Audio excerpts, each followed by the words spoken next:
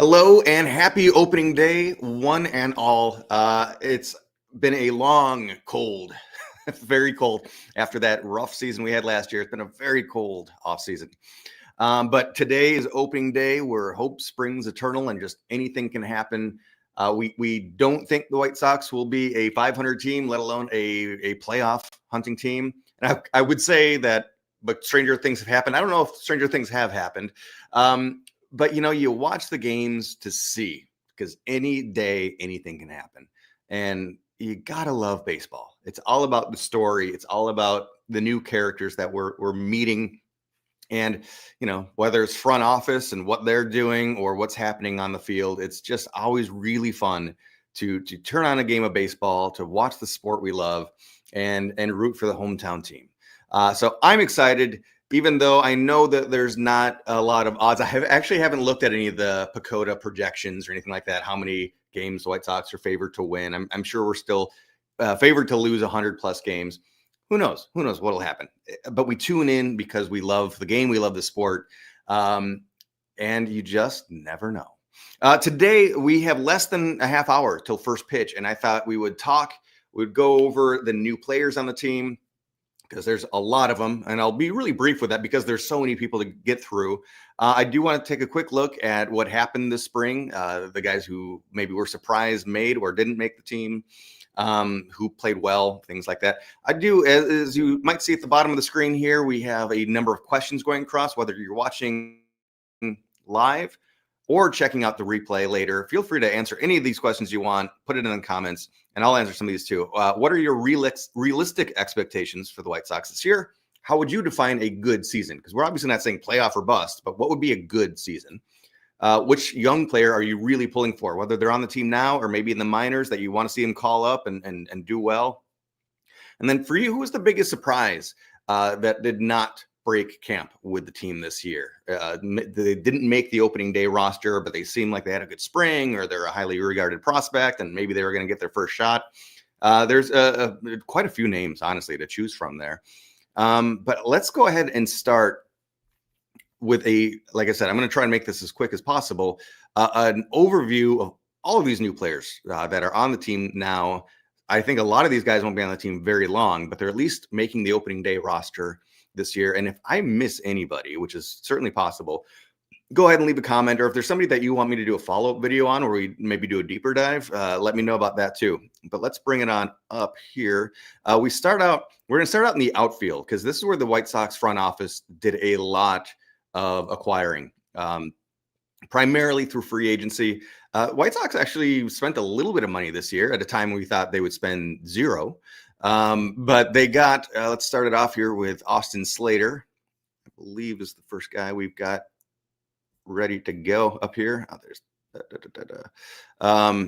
Austin Slater, who is somebody that I personally didn't know much about. I recognize the name, but that's about as far as I could go. It's because he spent most of his career in the National League. And I got to be honest with you, I was not very impressed with him this spring. And I'll also say that anytime the White Sox front office signed another outfielder, I'm like, what are we doing? Get more starting pitchers, get more arms. It seemed like, okay, we've got Luis, we have Benintendi. We might trade Luis, but hopefully we'll get, if that happens, we'll get some ready to go players in return. Why are we getting Austin Slater, Michael Tauchman, Michael A. Taylor? But, realistically, looking at the minor league system, the White Sox have a lot of really great prospects, but not a heck of a lot going on in the outfield. There's, obviously some great starting pitching prospects with us, some great middle infielders, but not a lot going on. A lot of people have flamed out as far as our outfield options. You just think back to Uleki Cespedes, who is supposed to be hopefully the next Yoenis Cespedes, and I don't think he ever made the team. Luis Basabe. Honestly, there's a lot of guys that were outfield prospects that did not yield anything. And actually, on that note, we lost two more outfielders just in the last 2 days. We'll get to that before first pitch also. But so starting out here with Austin Slater, yeah, he's got a pretty long career here. As you see, longer than I thought he had been playing. He's been playing since 2017, primarily with the Giants. And then, of course, did bounce around a little bit at the end here, playing with Baltimore and Cincinnati. So again, we're just doing a really, really quick overview of who these guys are. So Austin Slater is more established as a big leaguer than I thought. Looking at his numbers here, his career is 252 batting average, just 40 home runs in these 14, almost 1,500 games. So on base plus slugging plus says it all. 102. He's 2% better than the league average player, meaning he's very much a league average player, but at least he's not below that number, I guess, right? We've had a lot of guys, especially last year, that were below that number. Moving along quickly as we will, Mike Tauchman, most known as a Cubs player for a while, waiting for the screen to load. And I'm okay. Things locked up on me there, but let's see here. Let's see if I can reload this page. Mike Tauchman. There we go. Best known for his time on the north side. He's coming to the south side, and on base plus slugging plus, he's the exact opposite of Slater. He's 2% below league average. And this page is giving me trouble, so we're just going to move on from Mike Tauchman. He's injured right now anyway. He's got a hamstring strain. We will see how he comes back. So it's kind of interesting. A lot of these guys, somebody like Michael A. Taylor, he's going to be around. But Travis Jankowski is somebody that made the opening day roster as our, fourth, fifth outfielder. He's probably going to be the guy that goes away once Tauchman is healthy and ready to get called up, ready to get activated, I should say. Michael A. Taylor is an exciting player, and it was really funny to me how often when news broke that the White Sox signed Michael A. Taylor, they're like, oh, this must mean a Luis trade is on the immediate horizon. He's going to be shipped off and replaced with Michael A. Taylor. No, Michael A. Taylor not replacing Luis, but something pretty cool and interesting. I think it was actually a pretty smart move, whether this came from the highest levels or if it came from our new coach, Will Venable, moving Luis to the corner outfield every so often to give him less ground to patrol, hopefully to keep him healthy longer. Meanwhile, Michael A. Taylor can play center field. He is a very solid defender. We even saw him flash some leather in the very few games that the White Sox broadcast this spring. He's actually a former Gold Glove winner too. So we have got really a great defensive first outfielder out there. Where's the offense going to come from this team? This is one of the big questions. Is it going to come from Andrew Vaughn finally? We hope so. Is Andrew Benintendi, he finished the year so strong, as we're going to see that graphic over and over again in the next couple of days, that, Benintendi, he's not, the book isn't fully written on him. Maybe he's still good. We'll see. But Michael A. Taylor, we don't know where the offense is going to come from. And it's not going to come from Michael A. Taylor. I'll tell you that much. But he plays some really, really great defense. So he's a guy I do like to see on the team. He's a speedster as well. So whether he's spelling Luis, letting Luis play a less physically demanding position while Taylor takes over center field, or if he's just really great speed off the bench, he's going to be a versatile player. And I think he'll be sticking around with us for a while. Obviously, if any of these guys reclaim some value, they'll be traded off before the end of the season. So there's an option there as well. And as I mentioned, Travis Jankowski, he's our last guy on the bench outfielder. Again, glove first, on base plus slugging plus is only a 75. So he's definitely below average. But he has a history with Will Venable, which I'm sure helped him make the team as well. Like I said, we're kind of thin at the outfield position. I am really surprised. I guess maybe I'll answer one of these questions. Who is the biggest surprise snub to make the opening day roster? That's Dominic Fletcher to me. I really thought there's a couple other pitchers that I thought would make the bullpen that didn't, but I cannot believe not only did Dominic Fletcher not make the opening day roster, but just today to make room, shuffling around, he got squeezed off the 40-man roster, which means he was DFA'd. If the White Sox are lucky, they'll be able to hold on to him and reassign him to the minor leagues, but there's, I think, a very likely chance he'll either get claimed by somebody else or traded away. Probably not going to be a big return for Dominic Fletcher, but he's a guy that I thought got better as the season went on last year. And another guy with a very, very good glove. One knock on him is that he's not that tall. So not that he can help that, but that's a reason maybe that he is not given as much credibility as a guy that can, I don't know, put it together on the big league field. He also is a guy that doesn't have a lot of power, which you might want more. You would want more power out of a corner outfielder, but we certainly have a lot of no power. Let's see. Moving along, we have Josh Rojas, who also is on the injured list to start the season. He broke a toe. I think it was just a fracture. He is anticipated to come back fairly quickly. Rojas was also a free agent pickup. Joe Jankowski, by the way, was a non-roster invite to spring training, and he made the team out of spring. We'll take a look at the spring stats, what the guys did individually once we get through this. And I'm looking at the time and saying, I got to hurry it up. Josh Rojas, he's an interesting one. I do have to just give a shout out. He went to UW Manoa. I had a number of friends go to that school. I visited them out there. I went to hike Manoa Falls in Honolulu. Very cool. I hope I get to meet him so we can talk Hawaii one day. But Rojas has a pretty nice history as well. He played with Arizona and then eventually went to Seattle. Let's take a quick look at his numbers. Again, middle infielders, you're not expecting a ton. As a third baseman, you might expect more power, but he is primarily going to be second base, second base shortstop. We'll see where he ends up, but a 92 on base plus slugging plus. Batting average a little under 250. So underwhelming, but fine. I think maybe offensively he'd be a small step up over Nicky Lopez, but defensively probably a step down because Nicky Lopez was just so great defensively. Nick Maton, he was a non-roster invite as well, as we get that pulled up, who made the team. Again, he's the guy that probably is going to get squeezed off the roster. He'll have to be DFA'd once Rojas gets activated, or probably Jacob Amaya, I should say. I don't remember. Yeah, I do have him coming up. So Maton has some big league experience, just 184 games spread out over 4 years between Philly, Detroit, and Baltimore. Young guy. I think he was a highly regarded prospect at one point in time. Still has a lot to prove. Honestly, he's, I guess, in a sense, ahead of where some of our other youngsters are. He's 28 years old from Chatham, Illinois. There's a couple. I think Talkman also has Illinois roots. The White Sox love to get the local guys. I guess that helps them sell tickets because we know that they've got a local family that's close enough to buy some tickets. I think that might be part of the strategy here. Maton had a decent spring. I kind of liked watching him this spring. He didn't set the world on fire or anything like that, but he seems like a very solid utility guy that might stick around. We'll see. Just recently, the White Sox picked up. This is another move that I was not crazy about. Mike Vasil, I believe is how you say his name.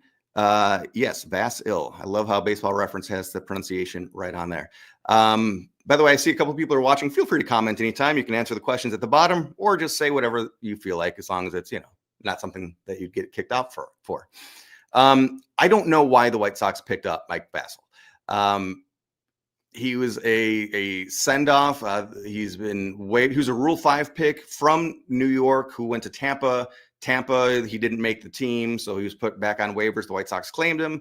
And of course, when you claim a guy in this scenario, he's got to be on the 40-man roster, which led to some DFAs today. Jake Eater, who was DFA'd today, which is a real bummer because that completely puts a bow and finalizes that, yes, we traded away Jake Berger for absolutely nothing because that was a 1-for-1, a Jake for Jake swap with Miami. Jake Eater for Jake Berger. Jake Eater is already DFA'd from the White Sox 40-man roster after just about a season and a half of playing in the minor leagues. So yes, the White Sox got absolutely nothing for their big, exciting, fun, likable power hitter and Jake Berger. And that sucks. I like to be optimistic and look on the bright side, but that one is a trade that will just go down as being a big old nothing. Terrible. Anyway, Mike Vasil, I don't know. He had a bad spring. He had an ERA, I think, of around 6 this spring. Yeah, a 5.91 ERA in 11 innings of work. Not making the opening day roster. I don't know why the Sox needed to pick him up, especially when there were some other guys that played with the White Sox in spring training who had good springs that still didn't make the team. Certainly better than what we saw here. And so, hey, prove me wrong, Mike. Show me that you actually deserve to be here. So Cam Boozer, this is I think it was the one trade, and correct me if I'm wrong on this. I think this is the one trade the White Sox made this offseason. We got him from the Red Sox for Yokir Fajardo. Could very well be saying that wrong. The guy we traded away was just a 17-year-old kid, so he's nowhere near the big leagues. He only played in the Dominican Summer League last year. So a guy who knows, maybe he's got huge upside, but he is far, far, far from being big league ready, and anything can happen in that time. Cam Boozer, meanwhile, let's take a quick look at his stats. He's a decent, look at career 3.38 ERA over 43 games.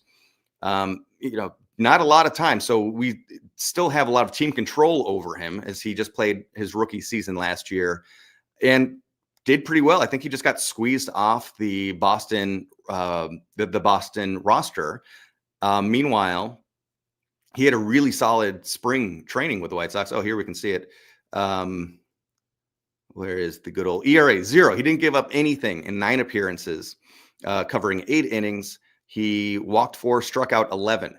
So again, spring is a small sample size, and anything can happen. Anybody can look like a hero for a little while in spring, but still, that's a solid arm. And the White Sox, as much as people say, hey, when you're a rebuilding team with no expectations, you don't have to have a great bullpen. You shouldn't be spending a lot on your bullpen. I agreed with that until last year, I think. And I still say you don't have to spend a lot of money, but you do need arms back there, because the White Sox, how demoralizing is it when you actually have the lead for 6-7 innings and then lose it in the late frames over and over and over again? That's a blow to the morale of the whole team. And I don't know what the White Sox record was, how many games the White Sox were leading and then the bullpen lost it, but it was a lot. It's amazing how many games the White Sox actually had a lead for last year, but then just could not finish the game out. So I really do want to see some good arms in the bullpen this year, and I hope we don't trade them all away. And Cam Boozer is a guy that I'm not expecting him to be a closer of the future or anything like that, but he seems like a solid arm that can give the White Sox some consistency in the bullpen, which really, really needed it last year. I hope the White Sox, if he does have a good year, I hope the White Sox don't trade him, because he is under team control for a while. One name that I forgot to pull up his info here, so I'll just talk over it. Seth Smith, I think he's penciled in as the number 5 starter this year, as a Rule 5 pickup from Milwaukee, a guy who Milwaukee couldn't protect him. They didn't have room for him on the 40-man roster. The White Sox had the first-round pick, the number 1 overall pick, I should say, in the Rule 5 draft, and they picked him. He had a great spring. He made his way into the starting rotation. That could be one of the great moves, one of the great unsung, under the radar moves of the entire offseason in all of baseball, if he can have even a decent season and stick in the rotation. I'm excited about Seth Smith. And speaking of the rotation, the other move that the White Sox did in securing a new starter, that is Martin Perez. I was very happy about this move when it was made. I liked those Texas Rangers teams a few years ago that just really solid. A lot of fun people to watch on it. One of those guys was Martin Perez. So he's been around a bit. As you see, he's got 90 wins and 87 losses. You don't do that unless you're around for a while. Just getting decisions today is difficult for pitchers. And one thing I like, as you see, I've already got his playoff information up, which I always love bringing guys on the team who have playoff experience. Usually it's because, you want them to be ready for those high intensity, high stress situations. White Sox won't be in any of those. But still, somebody that's been through things, they can walk the walk and talk the talk, and they can really be a good mentor to the younger players. Just in 2023, he won a World Series with Texas, previously appeared in the playoffs with Boston, and earlier back in 2015, also with Texas. So as you see here, he has over 300 appearances, 269 nice games started, and a total of almost 1,600 innings pitched. So this was a guy, I think he was maybe a $2 million, maybe a little bit more. Actually, we can find that here. Signing, ultimately not a very big expenditure. Let's see here. $3.5 million with a mutual option. So mutual options never get exercised, so he'll be bought out for another $1.5 million next year. So a good guy to have on the team, a team full of young arms. Very happy with this move from the White Sox. And finally, mentioning Jacob Amaya, He's a name that you might remember because he was in summer of 2024 claimed off waivers by the White Sox from the Astros. And then over this past winter, the Baltimore Orioles claimed him, and then he got squeezed off the roster again. And then the White Sox picked him up again. So he's a glove first player. He's got just a little bit of experience, mostly with the White Sox last year. Very unimpressive. I think he's the guy that once Rojas comes back from his injury, Amaya will be the one squeezed off the roster. I have a minute or two left, so I'm going to try to take a quick look, as Baseball Reference just loves to freeze when I really need it. Offensively, so Matt Thias, I cannot believe I forgot to mention him, but there he is right at the top here. A cast off from the Angels, ironically, and I might be frozen. There we go. Cast off from the Angels, had a really nice spring. I was kind of bummed when the White Sox picked up another catcher because I was hoping that Kyle Teal would be ready to 1-2 with Corey Lee, but it's actually looking all right. And Teal might need a little bit more seasoning down in the minors. Although look at that spring he had, batting .316, on base plus slugging over 1,100. Yeah, I kind of do wish that Teal made the opening day roster. He certainly earned it. Infielders, Lenyn Sosa had a tremendous for him spring. Batted .304, on base plus slugging in the mid 700s. Happy that he's our opening day. I think they put him at second base. Miguel Vargas was the surprise of the spring. I was so excited to see how well he did, batting in the mid 300s, on base plus slugging mid 900s. Chase Mydroth, I believe, is going to be our second baseman of the future. Had a terrible spring, but still, it was really good to see him. I think he will stick with us in the future. Maybe he'll be a call-up later, but he will be around for a while. Brooks Baldwin, he made the team. I'm excited about that. He had a so-so spring, but he hit his first home run on the last game, so hopefully he's seeing the ball well. He's getting into the swing of things, no pun intended. And then we see Nick Maton had a tremendous spring. Jacob Amaya, for him, was really good. Bobby Dahlbeck was the really Bobby Dahlbeck. Oh, Bobby Dahlbeck, another non-roster invite. We're just going to move on because he didn't make the team. Moving on to the outfield, Luis had a tremendous spring. I'm just so bummed that Dominic Fletcher, he had a pretty bad spring, but I really thought he was going to make the team or at least stay within the organization in the minor leagues. So we're going to move on and just say it's a minute or two before first pitch. Oh, I didn't mention Oscar Colas also DFA'd today. So again, going down two minor league prospect outfielders today in the last 2 days. Oscar Colas, Dominic Fletcher. Colas obviously never panned out. It's very unfortunate. Oh boy. But let's bring it to the starters. Sean Burke, congratulations. Opening day pitcher. He gets his first start after being very impressive in a very short cup of coffee last season, the end of the year. He is a rookie of the year candidate that we're going to be rooting for all year long. Really, really hope he has a great season.